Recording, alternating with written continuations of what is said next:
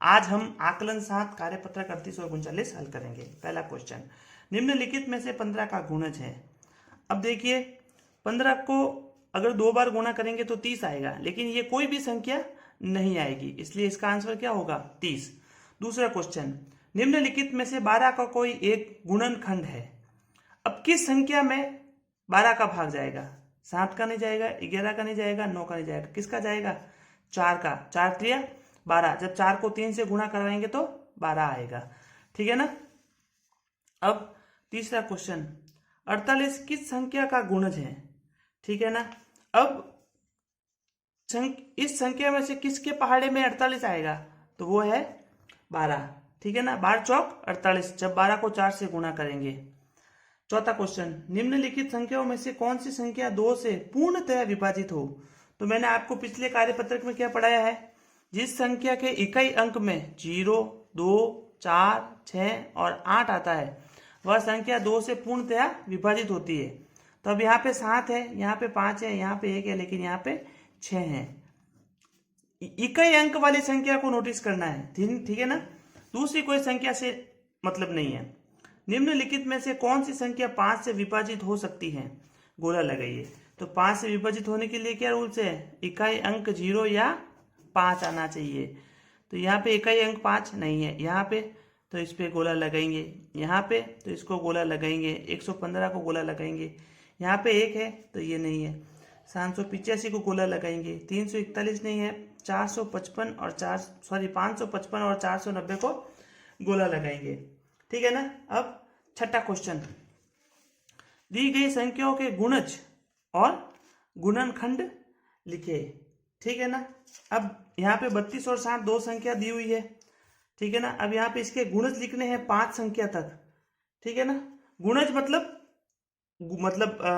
उसको गुणा करवाने पर, 2 से गुणा करवाने पर, 3 से गुणा करवाने पर, 4 से गुणा करवाने पर। ठीक है ना। तो यहाँ पे सबसे पहले 1 से चालू करते हैं।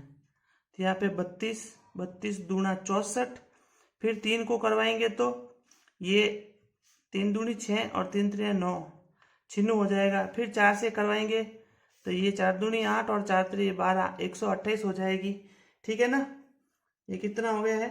फिर 5 से करवाएंगे तो 5 दूनी 10, हासिल का 1, 5 से 15 और 1 16। ठीक है ना। उसी प्रकार से 60 को 60, 120, 180, 240 और 300। अब 32 का गुणनखंड किस किस संख्या में भाग जाएगा उसको गुणनखंड बोलते हैं। 1, 2, ठीक है ना। फिर 3 का नहीं जाएगा, उसके बाद में 3 का नहीं जाएगा इसमें। ठीक है ना। उसके बाद में अपना 4 का जाएगा, 8 चौक 32, फिर 8 का जाएगा, 8 चौक 32, फिर 16 का जाएगा। ठीक है ना। उसके बाद में 16 का जाने के बाद में सीधा 32 का जाएगा। ठीक है ना। तो ये इसके गुणनखंड हो गए। अब 60 का गुणनखंड अपने को ज्ञात करना है। तो 1 का जाएगा, 2 का जाएगा, 3 का जाएगा, 4 का भी जाएगा, 5 का जाएगा, 6 का जाएगा, फिर 10 का जाएगा, 12 का जाएगा, उसके बाद में 15 का जाएगा, 20 का जाएगा, 30 का जाएगा और खुद का 60 का जाएगा। ठीक है ना। अब 7वां क्वेश्चन, निम्न के सार्व गुणनखंड ज्ञात कीजिए। सार्व गुणनखंड का मतलब होता है कि वह संख्या जो सभी में गुणनखंड आनी चाहिए, मतलब इसमें भी आनी चाहिए, इसमें भी आनी चाहिए, इसके में आनी चाहिए। तो सबसे पहले मैं यहाँ पे 27 लिख देता हूँ, यहाँ पे 15 लिख देता हूँ, यहाँ पे 90 लिख देता हूँ। अब इनके क्या करते हैं, सबसे पहले तो इनके गुणनखंड ज्ञात कर ले। तो कैसे करेंगे, 3 × 9, 9 तिया 27। अब इस 9 के भी टुकड़े करने हैं, तो 3 × 3 × 3, तो ये इसके क्या आ गए, गुणनखंड। ठीक है ना। अब यहाँ पे आप ऐसे, ये भी हो सकता है, ऐसे भी लिख सकते हैं आप कि इसमें 1 का, 3 का और 9 का और 27 का, ये इसके गुणनखंड होंगे। ये भी सही है और ये भी सही है, हमको तो कॉमन ढूंढना है। ठीक है ना। तो इसको क्या लिख सकते हैं, 3 × 5। ठीक है ना। फिर इसमें क्या, 1 का जाएगा, 3 का जाएगा और 5 का जाएगा और 15 का जाएगा, ठीक है ना। अब 90 का, तो 90 को कैसे लिख सकते हैं, 10 इंटू 9। अब इसके टुकड़े क्या होंगे, 2 इंटू 5 इंटू 3 इंटू 3, ठीक है ना। उसी प्रकार, लेकिन अब इस सब में कॉमन क्या आ रहा है, ये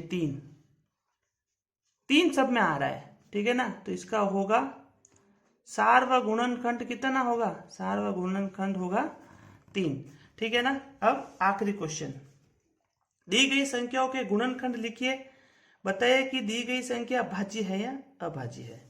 तो सबसे पहले 48, ठीक है ना, 1 जाएगा, 2 जाएगा, उसके बाद में 4 जाएगा, ठीक है ना, फिर 8 जाएगा, इसमें 48 में 8 जाएगा, उसके बाद में 12 जाएगा, 16 जाएगा, ठीक है ना, 24 जाएगा और 48 जाएगा, ठीक है ना।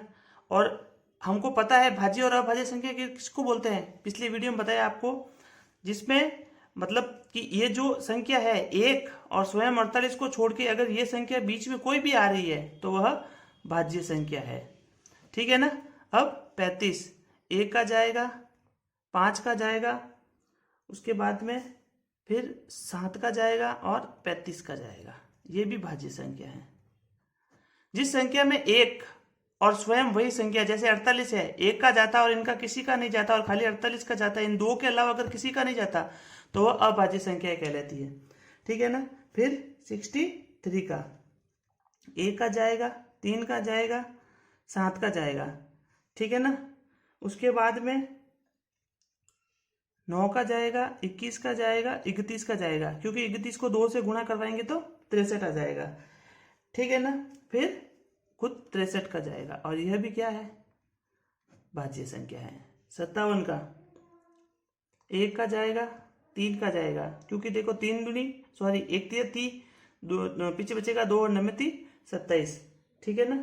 फिर जाएगा 19 का और फिर जाएगा 57 का, तो ये भी क्या है, भाज्य संख्या है। ये अपना कार्यपत्रक ये अपना आकलन 7 हो गया है। अब करते हैं कार्यपत्रक 38।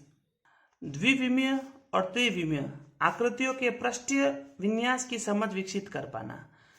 द्विविमीय का मतलब होता है 2D बोलते हैं जिसे, और त्रिविमीय का मतलब होता है 3D बोलते हैं। 2D में क्या होता है, लंबाई और चौड़ाई होता है, लेकिन 3D में लंबाई, चौड़ाई और ऊंचाई तीनों होते हैं, ठीक है ना। नीचे दी गई आकृतियों को समझकर तालिका को भरे, ठीक है ना। अब ये आकृति दी गई है, अब यहाँ पे जो ये आकृति है तो इसकी भुजाओं की संख्या कितनी है, तो 1 2 और 3, कितनी है, 3 भुजाओं की संख्या है। अब इसमें कोण कितने हैं, एक कोण है, ठीक है ना, एक ये कोण है, एक ये कोण है, कितने कोण है, 3 कोण है। और आकृति को क्या बोलते हैं, इसको बोलते हैं त्रिभुज, ठीक है ना। अब दूसरा, ये 1 2 3 4 भुजाएं कितनी है, 4, कोण कितने हैं, 4, इसको क्या बोलेंगे, जिसकी चारों भुजाएं आपस में परस्पर बराबर होती है उसको वर्ग बोलते हैं, ठीक है ना। सम चतुर्भुज भी इसको बोल सकते हैं। फिर ये 1 2 3 4 और 5, कितनी भुजाएं हैं, 5, कोण भी कितने हैं, 5, तो इसको क्या बोलेंगे, सम पंचभुज, क्या बोलेंगे, सम पंचभुज। अगला, इसमें 1 2 3 4 5 और 6, कितनी भुजाएं हैं, 6 भुजाएं, कोण भी कितने हैं, 6 कोण हैं, ठीक है ना। इसको क्या बोलेंगे, सम षडभुज, ठीक है ना, ठीक है ना। अब अगला 1 2 3 4 5 6 7 और 8, कितनी भुजाएं हैं, 8, कोण कितने हैं, 8, तो इसको क्या बोलेंगे, सम अष्टभुज, ठीक है ना। अब दूसरा क्वेश्चन, त्रिविमीय आकारों में हम उनके फलकों, किनारों और शीर्ष को सरलता से पहचान सकते हैं, ठीक है ना। अब ये वाला जो पोजीशन है ना उसको फलक बोलते हैं, ये वाला, ठीक है ना। अब ये ऊपर वाला है इसको शीर्ष बोलेंगे, जैसे माचिस का डब्बा होता है ना, उसका ऊपर वाला क्या होता है, उसको शीर्ष बोलेंगे। और ये वाला जो है ये साइड में, तो इसको किनारा बोलते हैं, ठीक है ना। अब इसके साथ ही तीसरे क्वेश्चन को हल करते हैं, ठीक है ना। अब सबसे पहला ये क्या है, ये एक घन है, ठीक है ना। तो अब घन में क्या होता है, समतल कितने होते हैं, तो समतल इसके देखो 1 2 3 4, इसके पीछे वाला 5 और इसके नीचे वाला 6, तो कितने होते हैं, 6 समतल होते हैं। चक्र एक भी नहीं होता है, ठीक है ना। अब किनारे की अगर बात करें, ठीक है ना, तो किनारे इसमें 12 होते हैं, ठीक है ना। वक्र वक्र तो है नहीं है, तो वक्र 0 होता है। शीर्ष कितने होते हैं, शीर्ष वही जो समतल शीर्ष कितने होते हैं, शीर्ष इसके 8 होते हैं, ठीक है ना। अब ये घनाभ क्या है, घनाभ, इसके भी समतल कितने हैं, इसके भी समतल 6 हैं, चक्र 0 है, ठीक है ना। और किनारे कितने हैं, इसके किनारे भी 12 हैं, ठीक है ना। किनारे ये रहे 1 2 3 4 5 6, पीछे वाला 7 8 9 10 11 और 12, ठीक है ना। किनारे 12 हो गए। इन दोनों के किनारे और समतल बराबर, ये सब मतलब जो समतल चक्र वक्र सब है, सब शीर्ष बराबर होते हैं, ठीक है ना। अब इसके बाद में ये है बेलन, क्या है, बेलन, ठीक है ना। अब बेलन में समतल एक ही होता है, ठीक है ना। उसके बाद में चक्र 2 होते हैं, ये चक्र ये वाले, ये भी चक्र ही है पूरा, ठीक है ना। अब इसके बाद में किनारे की बात करें तो इसमें एक भी किनारा नहीं होता है, जैसे इसमें किनारे होते हैं ना, इसमें एक भी किनारा नहीं होता है। वक्र इसमें ये राउंड वाला एक होता है, ठीक है ना। सॉरी, मैं इसमें ये 0 और 8 इसमें भी सेम ही आएगा, ठीक है ना। फिर इसमें शीर्ष तो होता नहीं है, तो ये 0 हो गया। अब उसके बाद में गोला बोल सकते हैं या इसको फुटबॉल भी बोल सकते हैं, ठीक है ना, इसको गोला बोलते हैं। गोले में कोई समतल नहीं होता है, चक्र एक होता है, ये पूरा चक्र है, ठीक है ना। उसके बाद में जो इसके किनारे वक्र शीर्ष, इसमें कुछ नहीं होता है, तो ये सब 0 0 0, ठीक है ना। फिर ये क्या है, शंकु बोलते हैं इसको, शंकु, ठीक है ना।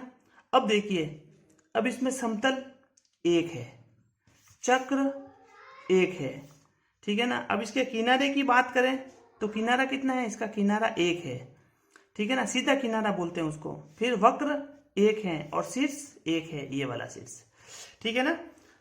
ये हो गया है अपना कार्यपत्रक 38। अब करते हैं कार्यपत्रक 39। द्विविमीय और त्रिविमीय आकृतियों की पृष्ठीय विन्यास की समझ विकसित कर पाना। नीचे दी गई आकृतियों में से त्रिभुज, आयत, वर्ग, वृत्त को पहचान कर उनकी संख्या लिखिए। तो बच्चों इसमें मैंने पहले ही इसमें लिख रखा है, ठीक है ना, क्योंकि थोड़े ढूंढने में इसमें बहुत परेशानी होगी। यहाँ पे जो वृत्त है ये तो 4 अपने को दिख रहे हैं, ठीक है ना, इसलिए मैंने यहाँ पे 4 लिख दिए। बाकी क्या है, ये रंगीन नहीं है, ये ब्लैक एंड व्हाइट है, प्रिंट निकाला हुआ है, तो इसमें ढूंढने में परेशानी होगी, तो मैंने पहले ही ढूंढ के यहाँ पे आंसर लिख दिए हैं, ठीक है ना। तो आप एक बार देख लेना। अब दूसरा क्वेश्चन करते हैं। दिए गए प्रश्नों के उत्तर लिखिए। माचिस की डिब्बी में कितने तल या सतह होती हैं, ठीक है ना। तो माचिस की डिब्बी में 6 सतह होती है। कैसे होती है, देखो, एक ऊपर वाली, एक नीचे वाली 2, फिर एक साइड वाली 3, फिर ये साइड वाली 4, फिर ये साइड वाली 5 और इसके पीछे वाली 6। तो कितनी होती है टोटल, 6 सतह होती है। माचिस की डिब्बी की सतह आयत की तरह दिखती है या वर्ग की तरह, तो ये आयत की तरह दिखती है, क्योंकि इसकी जो आमने सामने वाली भुजा है ना वो बराबर है। ये पूरा एकदम चकोर टाइप माचिस नहीं आता है, ठीक है ना, तो इसकी आयत वाली होती हैं। फिर तीसरा ग, ऐसी 4 वस्तुओं के नाम लिखिए जिनकी सतह आयत की होती है। तो सबसे पहले तो माचिस ही यहाँ पे दिया हुआ है, ठीक है ना। माचिस के बाद में बक्सा, फिर उसके बाद में आप अलमारी बोल सकते हैं, ठीक है ना, ये अलमारी हो गया। उसके बाद में आप यहाँ पे क्या बोलते हैं उसको, किताब भी बोल सकते हैं यहाँ पे, ठीक है ना। ये मतलब कोई पार्टी आता है उसके साइज में भी वो होता है, मतलब ऐसी बहुत सी वस्तु है, ठीक है ना। मोबाइल भी बोल सकते हैं, मोबाइल भी आयत के जैसा ही आता है, ठीक है ना, मोबाइल भी बोल सकते हैं आप। तीसरा क्वेश्चन, रिक्त स्थानों की पूर्ति कीजिए। 6 समान आकार की सतहों से मिलकर बने बंद डिब्बे को क्या कहते हैं, ठीक है ना। तो उसको क्या बोलते हैं, देखिए, समान आकृति से बना है तो उसको घन बोलते हैं। क्या बोलते हैं, घन। ठीक है ना। ईंट की सतह खाली जगह से, ईंट की सतह आयत की तरह दिखाई देती है, ठीक है ना। एक घनाभ में खाली जगह आयत होते हैं, एक घनाभ में 6 आयत होते हैं, ठीक है ना। वही ऊपर नीचे आगे पीछे मिला के सब 6 आयत होते हैं, ठीक है ना। घन में आमने सामने की सतह खाली जगह होती है, घन में आमने सामने की सतह क्या होती है, समान होती है, ठीक है ना, समान होती है। फिर आखिरी क्वेश्चन, बिना ढक्कन का एक चॉक्स का डब्बा है। मान लीजिए ये डब्बा है, अब इसके ऊपर ढक्कन नहीं है, इसको ये फाड़ दिया है या खुला हुआ है या इसको हटा दिया है, ठीक है ना। इसे खोलने पर इसकी सतह किस प्रकार दिखेगी। तो अब देखिए, अगर यहां से काटेंगे तो एक इधर पड़ेगा, एक इधर पड़ेगा, एक उधर पड़ेगा और एक इधर पड़ेगा, लेकिन इसमें ढक्कन तो है नहीं। अगर ढक्कन होता तो इसके साथ में या इसके साथ में, इसके साथ में, किसी के साथ में भी अटैच होता। तो सबसे पहले तो हो जाएगी निचली सतह, उसके बाद में ये वाली सतह, उसके बाद में इधर वाली सतह, उसके बाद में उधर और इधर वाली सतह। तो ये कुछ खुला हुआ ऐसे दिखेगा, ठीक है ना। अगर ऊपर वाला ढक्कन होता तो उसको हम यहां पे भी कर देते। तो ये ऊपर वाला, जब इसको फोल्ड करेंगे तो ये फोल्ड होगा, ये फोल्ड होगा, ये फोल्ड होगा, ये फोल्ड होगा, नीचे वाला तो है ही है। जब ऊपर वाला होता तो यहाँ पे करके इसको और ऊपर से भी फोल्ड कर सकते थे। तो ये अपना कार्यपत्र 39 भी हो गया है। वीडियो अच्छा लगा है तो लाइक शेयर और सब्सक्राइब कीजिए। धन्यवाद।